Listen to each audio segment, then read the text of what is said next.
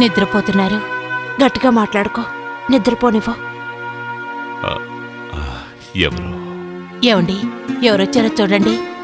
నా కూతురు. ఎలా ఉన్నావమ్మా? నేను చేసిన తప్పుని క్షమించానని చెప్పడానికి వచ్చావమ్మా? చాలా సంతోషం.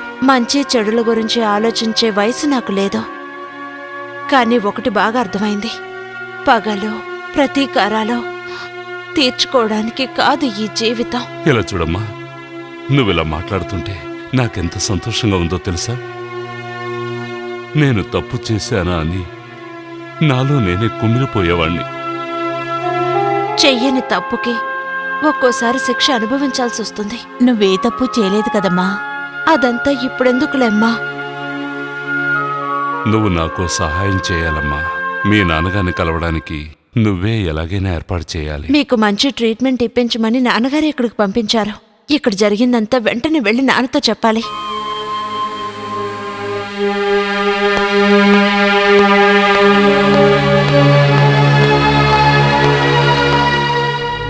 మీరు ఇక్కడ? విధి చాలా బలీయమైందమ్మా. రాజుకి యాక్సిడెంట్ జరిగింది. యాక్సిడెంటా? ఎలా జరిగింది? వాడు బైక్లో వస్తూ ఉంటే ఓ కారు వచ్చి గుద్దింది. రాజు ఇప్పుడు ఎలా ఉన్నాడు? వాడి కాలుకి దెబ్బ తగిలింది. ఇప్పుడు చాలా సీరియస్ గా ఉంది. అంకుల్, ఏమంటున్నారు మీరు? మీరు చెప్తుంది నిజమేనా? రాజు ఇప్పుడు ఎక్కడున్నారు? నేను రాజును చూడొచ్చా? రా, నాతో రామ్మా.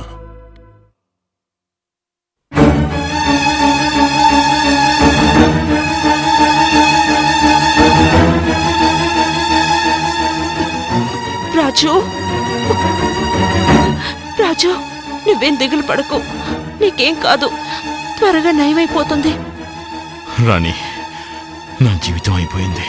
అలా మాట్లాడుకు రాజు. ఇక మీదటంతా మంచి జరుగుతుంది అనుకో. బాధగా ఉంది. ఒక్క కాళ్ళతో బతికే కన్నా చావడమే మేలనిపిస్తోంది. ఏంటి రాజు ఇది? చిన్న పిల్లాళ్ళ. నా పరిస్థితి నీకు తెలీదు. సరి వదిలేసి. రాజు, విరక్తిగా మాట్లాడుకో. దేవుడి నిర్ణయాన్ని మనం మార్చగలమా చెప్పు? అంకుల్, డాక్టర్ ఇప్పుడు రాజు పరిస్థితి ఎలా ఉందన్నారు? గాయాలు పూర్తిగా నయమయ్యే వరకు ఇక్కడే ఉండాలని డాక్టర్ గారు చెప్పారు.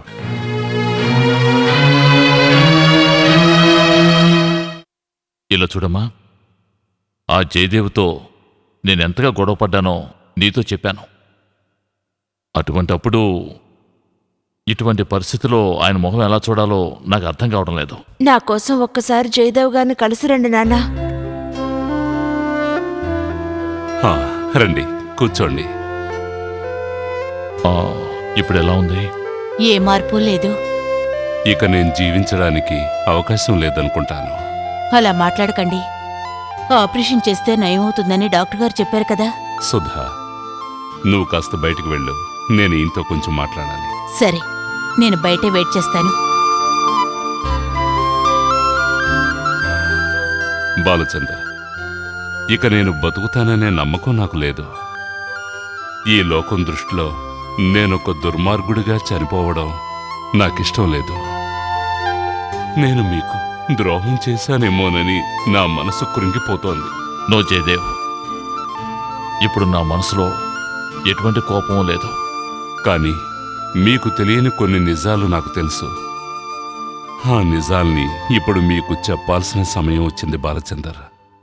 మీరు ఆ ఇంటికి అల్లుడవ్వకముందే నేను సుధతో సన్నిహితంగా ఉండేవాణ్ణి. సంగీతం అంటే తనకి చాలా ఇష్టం. కానీ అంతకంటే మీరంటే ఇష్టం.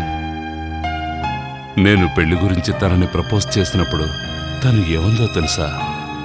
నేను పెళ్ళంటూ చేసుకుంటే ఆయన్ని చేసుకుంటాను, మిమ్మల్ని నేను ఒక మంచి స్నేహితుడిగా భావిస్తున్నాను అంది. ఆ తర్వాత ఏమైంది? ఆ తర్వాత శంకరనారాయణ గారు కాలం చేసిన రోజున మీరు చేసిన గొడవ గుర్తుందా? ఆ రోజు నుంచి ఊరంతా కలిసి మా ఇద్దరికీ అక్రమ సంబంధం అంటగట్టారు. ఒంటరిగా ఉన్న తనకి ఒక తోడు అవసరమైంది. పరాయవాడిగా ఉండి తనకి సాయం చేయడం కుదరదు. ఏం చేయాలో నాకు తెలియలేదు. అందుకే ఈ సమాజం నోరు మూయించడానికి భార్యాభర్తలుగా నటించాం. కానీ నేను తనని ఎప్పుడూ నా సోదరుగానే భావించాను. జయదేవ్, మీరు చెప్పేది నేను చెప్పేదంతా నిజం.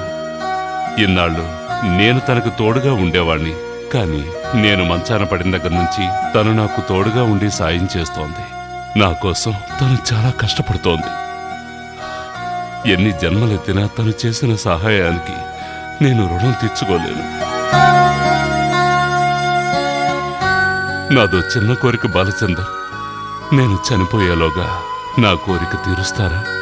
మీరు తీరుస్తారని ఆశిస్తున్నాను. నేను చనిపోయాక సుధ అనాథగా మిగిలిపోకూడదు. తనకి తోడుగా ఉంటానని నాకు మాటివ్వండి. జయదేవ్, మీకేమీ కాదు, నాకు పూర్తి నమ్మకం ఉంది. అయినా కూడా మీ సంతోషం కోసం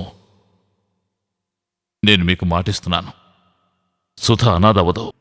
మీరు అంగీకరిస్తే మీకు నిశ్చయమైన అదే ముహూర్తానికి మన పెళ్లి జరుగుతుంది. రాణి,